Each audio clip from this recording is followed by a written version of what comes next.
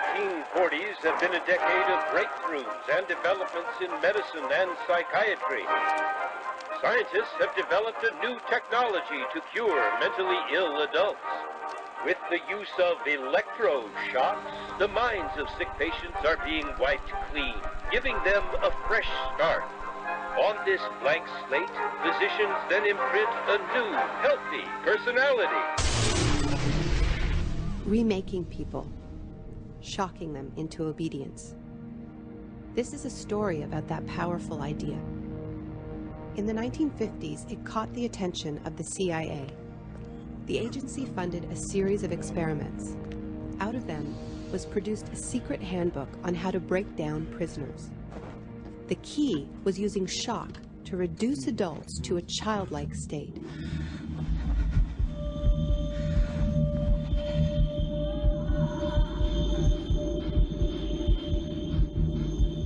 It's a fundamental hypothesis of this handbook that these techniques are in essence methods of inducing regression of the personality.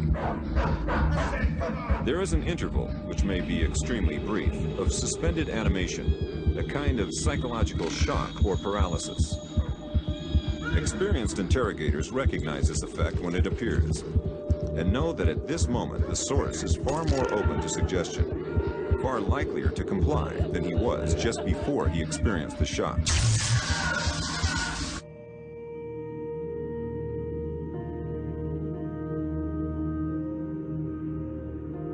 But these techniques don't only work on individuals.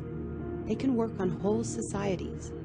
A collective trauma, a war, a coup, a natural disaster, a terrorist attack puts us all into a state of shock.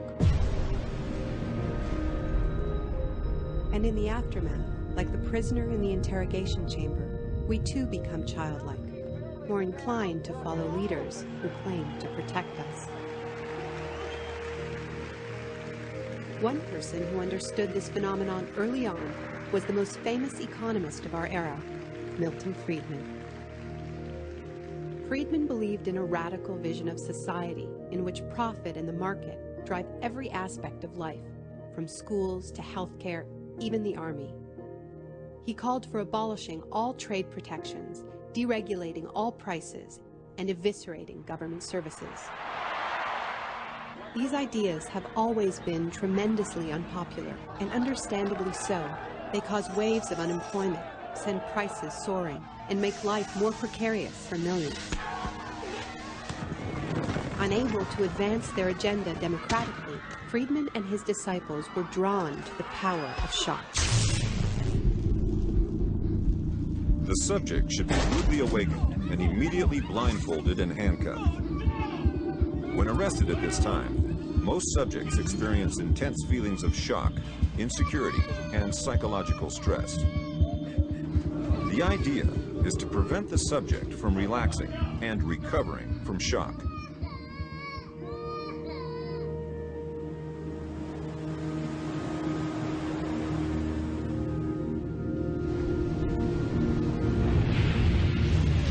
Friedman understood that just as prisoners are softened up for interrogation by the shock of their capture, massive disasters could serve to soften us up for his radical free market crusade.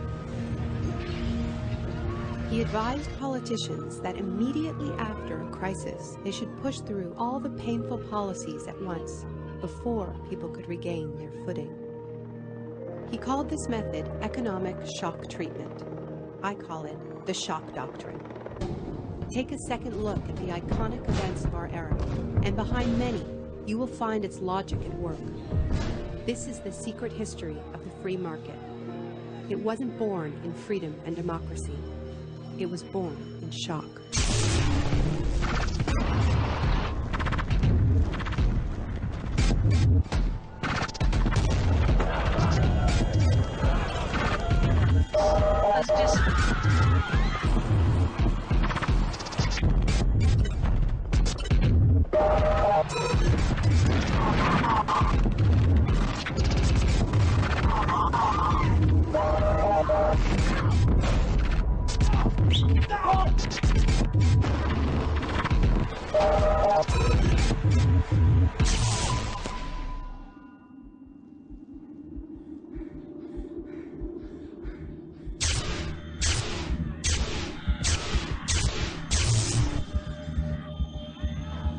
Isolation, both physical and psychological, must be maintained from the moment of apprehension.